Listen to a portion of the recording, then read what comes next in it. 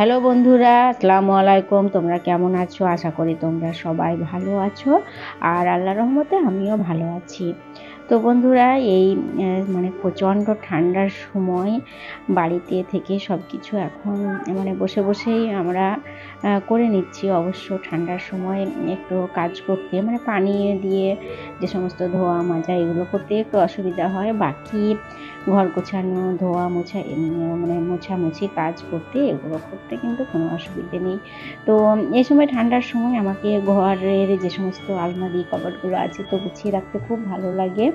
কারণ সকাল সকাল উঠে এগুলো যদি একটু মুছিয়ে গুছিয়ে রাখা যায় তো আমাদের ঘরটাও ক্লিন থাকে আর ঘরটা দেখতেও খুব সুন্দর লাগে। তো বন্ধুরা, আমার এই চুড়িগুলো বাইরে পড়েছিল, তো আমি এখন এগুলো আমার যে চুড়ি রাখার যে চুড়ি হোল্ডারটা আছে তো সেখানে রেখে দিলাম। কারণ এরকমে তো আমি অত বেশি চুড়ি পরি না, একটা হাতে ব্যাঙ্গলস পরেই বেশি সময় থাকি। তো আমি ওই চুড়িগুলো ভালোভাবে রেখে দিলাম, কারণ এগুলো যদি ঘরের মধ্যে সাজানো থাকে তো দেখতেও খুব সুন্দর লাগে। তো ঠান্ডার সময় পুরি খেতে খুব ভালো লাগে। তো আজ সকাল সকাল আমি সকালের নাস্তায় তৈরি করে করব পুরি আর আলুর দম। তো এই জন্য আমি ময়দা মেখে নিয়েছি আর আলু ডুমো ডুমো করে কেটে সেদ্ধও করে নিয়েছি। আর আলুর দমে আমি পেঁয়াজ বাটা দিয়ে আলুর দমটা করি, তো এই জন্য পেঁয়াজও আমি মিক্সিতে পেশাই করে নিয়েছি। তো বন্ধুরা, আমি এখন আলুর দমটা তৈরি করে নেব, তারপরে আমি পুরিগুলো গরম গরম ভেজে নেব। তো আলুর দমটা তৈরি করতে একটু বেশি টাইম লেগে যায় আর পুরি তো আমার ঝটপট হয়ে যাবে, তো এই জন্যই আমি প্রথমে আলুর দমটা তৈরি করে নিচ্ছি। তো আমি এই সেদ্ধ করা আলুগুলোই আমি প্রথমে তেল দিয়ে ভেজে নেব।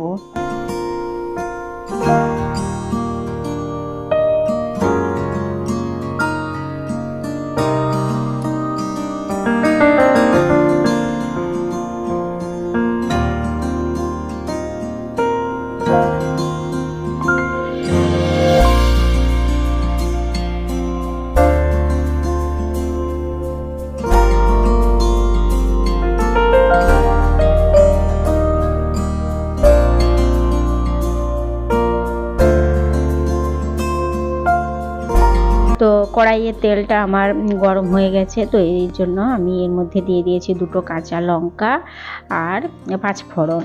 আর কাঁচা লঙ্কাগুলো অবশ্য আমি কেটে দিইনি, কারণ এটা বাচ্চারা খাবে, তো এই জন্যই আমি কাঁচা লঙ্কাগুলো পুরো গোটা গোটাই দিয়ে দিয়েছি। আর এখন 5 ফোড়নগুলো ফুটতে শুরু করেছে, তো এই জন্য আমি ঢাকনাটাও দিয়ে দিলাম। আর ঢাকনাটা দিয়ে আমি আলুগুলোও কড়াইয়ের মধ্যে দিয়ে দিচ্ছি, কারণ যখন আমি এই আলুগুলো দিচ্ছি তো তেলগুলো ছিটে যাচ্ছে, তো এই জন্যই আমি ঢাকনা দিয়ে আলুগুলো দিচ্ছি। তারপর এখন আর তেলটা ছিটছে না, তাই আমি ঢাকনাটা খুলে আলুটা ভালোভাবে ভেজে নেব। আর বন্ধুরা, আমি যখন আলুর দম করি তো এইভাবেই সেদ্ধ করে আলুর দমটা করি। আর আমি কিছুক্ষণ এটা বন্ধ করে রেখেছিলাম তেল ছেটার জন্য, তো পুনরায় আবার গ্যাসটা চালু করে দিলাম। তো এখন আমি আলুটা ভালোভাবে একটু ব্রাউন কালার করে ভেজে নেব। তারপর আমি এর মধ্যে পেঁয়াজ বাটা, আদা বাটা, রসুন বাটা দিয়ে ভালোভাবে আলুটা কষিয়ে নেব।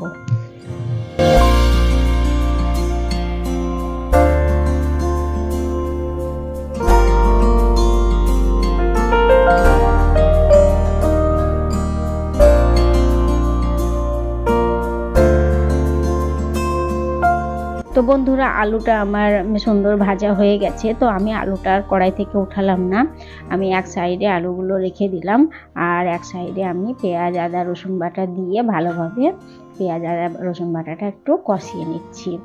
তো এখন এটা কষানোর পর আমি পুনরায় আলুর সঙ্গে মিক্স করে দেব আর আরও কিছুক্ষণ ভালোভাবে কষিয়ে নেব। আর এর মধ্যে নুন, হলুদ, লঙ্কা গুঁড়োও দিতে হবে, কারণ এগুলো এর মধ্যে দেওয়া নেই।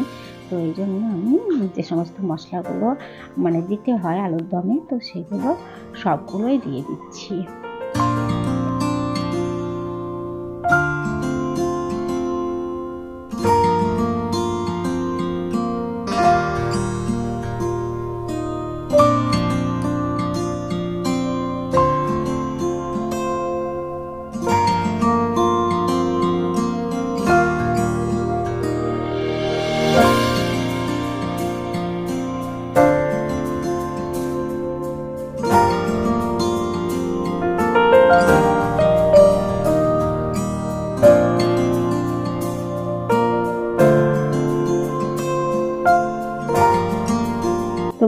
সব মশলাগুলো দিয়ে আমি একটু আলুটা ভালো করে নেড়ে চেড়ে কষিয়ে নিচ্ছি, কারণ একটু ভালোভাবে কষিয়ে না নিলে এর মশলাগুলোও মানে ভালোভাবে পাকে না। তো এই জন্য আমি ভালোভাবে আলুটা কষিয়ে নিচ্ছি। আর আমার এখন প্রায় কষানো হয়ে গেছে। তো আমি মানে প্রেসার কুকারের মধ্যে যে আলুগুলো সিদ্ধ করেছিলাম, তখন প্রেসার কুকারে মানে আলু সেদ্ধ পানিটা থেকে গেছে। তো সেই পানিটা আমি এখন এই আলুর মধ্যে দিয়ে দেবো।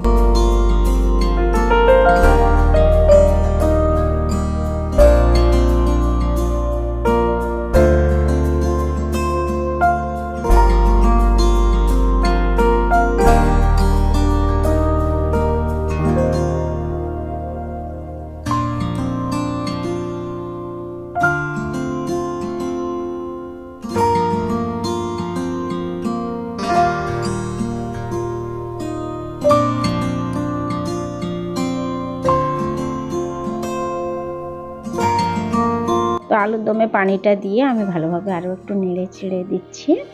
তারপরে আমি ঢাকনাটাও এর মধ্যে দিয়ে দেব। তো আমি যখনই আলুর দম করি তো এভাবেই তৈরি করি, আর এটা খেতেও খুব মানে স্বাদ হয়। তো এই জন্য আমি এভাবে আলুর দম তৈরি করি।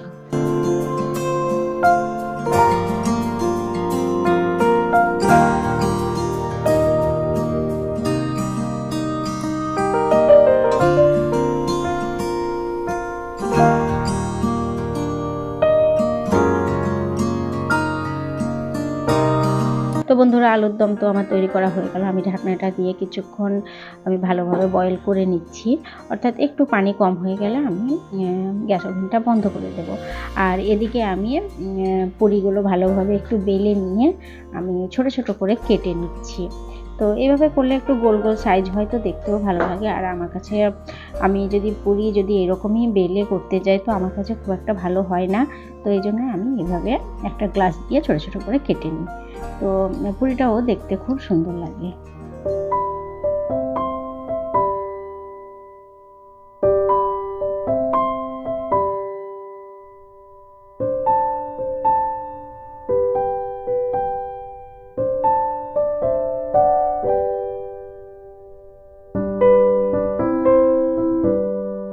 বন্ধুরা, আমি এখন চলে এসেছি ওভেনে পুরিগুলো ছেঁকে নেওয়ার জন্য। আর আমার তেলও গরম হয়ে গেছে, আমার অনেকগুলো পুরিও ভাজা হয়ে গেছে। তো বন্ধুরা দেখো কি সুন্দর মানে রাউন্ড শেপের পুরি তৈরি হচ্ছে, আর এগুলো কি সুন্দর ফুলেও হচ্ছে আর ক্রাঞ্চিও হচ্ছে। তো এই পুরিগুলো খেতে খুব মানে টেস্টি হয়।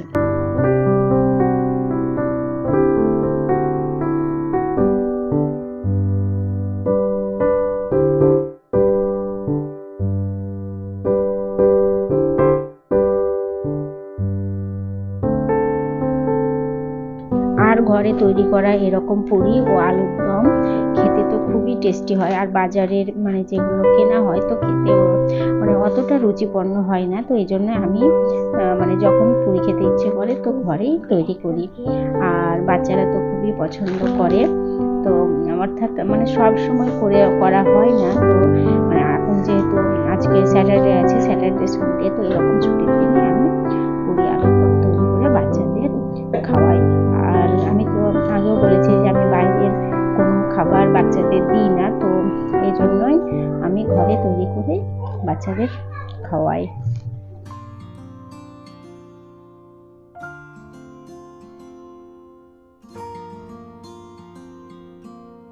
তো এই ঠান্ডার সময় বাচ্চারা পড়াশোনা করছিল, তো তাদের যখন আমি পুরি আলুর দম দিলাম তখন ওরা তো খুবই হ্যাপি হয়ে গেছে। আর ওরা নিচে যেহেতু খাবে না, তো ওদের আমি এই পড়ার টেবিলটাতেই আমি খেতে দিলাম। আর ওরা এখন এই ওপরে খেয়ে নেবে, কারণ এত ঠান্ডায় নিচে বসে খাওয়াটাও খুব কঠিন। তো এই জন্যই এই মানে শীতের সকালে এরকম একটা নাস্তা তো খুবই মানে আমাকে ভালো লাগে, আর বাচ্চারাও পছন্দ করে। তো এই জন্যই আমি আজ মানে ব্রেকফাস্টে পুরি দিয়ে আলুর দম তৈরি করেছি। আর এটা বন্ধুরা খেতেও খুব স্বাদিষ্ট হয়েছে। তো মানে এটা খেতে খুবই টেস্টি হয়েছে। তো বন্ধুরা, আমিও বাচ্চাদের সঙ্গেই দু একটা পুরি খেয়ে নিলাম, কারণ বাচ্চারা যখন খায় আমি তাদের সঙ্গে খেয়ে নিই। আমার মানে একা খেতে অতটা ভালো লাগে না, কারণ বাচ্চাদের সঙ্গে মিলেমিশে খেতে আমার খুব ভালো লাগে। তো এই জন্য ওদের সঙ্গে আমি মানে 2-3টে পুরি খেয়ে নিলাম। সবাই ভালো থাকো, সুস্থ থাকো, এই কামনা করে আজ এখানেই শেষ করছি। আবার দেখা হবে নেক্সট ভিডিওতে। থ্যাংক ইউ, বাই বাই, আল্লাহ হাফিজ।